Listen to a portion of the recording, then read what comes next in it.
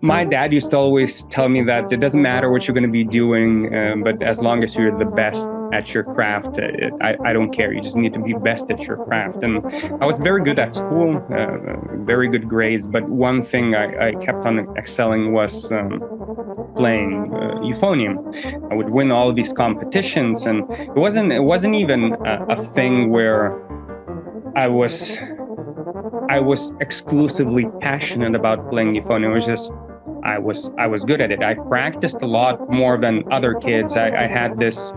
My talent was never on about picking up things very quickly. It's more it never bothered me going through the same routine over and over and over again. It's just, I guess, the way my brain is wired, and it's been like that since I was a kid. And I remember when I was 14, my brother was, I have a brother who's 3 years older, and he was starting to go to his last years of high school, and they were talking about what he wants to do for his profession. And I kept on hearing those talks. So I started thinking about what I need to be doing. And I remember it was always stuck in my head that whatever I choose to do, it doesn't matter. I just have to be the best at doing that. So I remember when I was either 13 or 14, I went to my teacher at that small town. He was a trombone player, of course.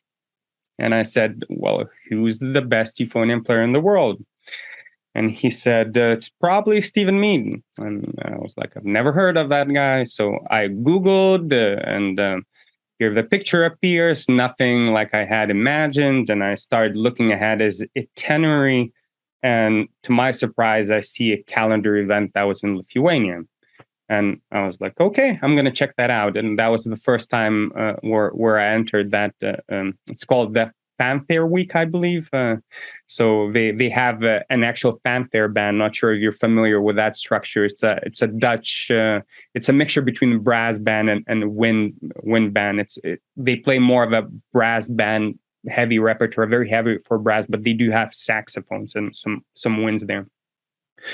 So I met up with Steve and I said, I was at that time I was the kid in my country. I was a little ahead of the curve, and I asked him what do I need to do to be your student, and he said, well, first you need to finish your high school. That's quite a few years ahead of you. So I went back home and I told my parents, hey, I want to study music in Manchester at the Royal Northern College of Music.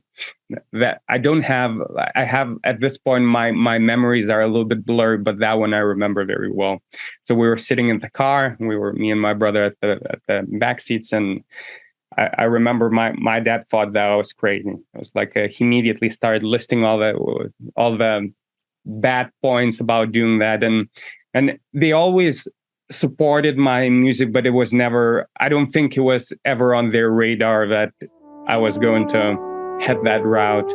But from that point on, I just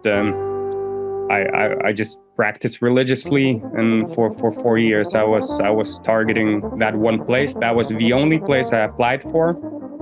I've got to that place. And again, probably not something I would recommend for most kids who are looking into places. I always say nowadays diversify, but my situation was a little bit, I guess, different. I was really set for that for multiple years. I was doing research, so yeah, that ended up working out. And then in 2010, I left Lithuania and went to United Kingdom.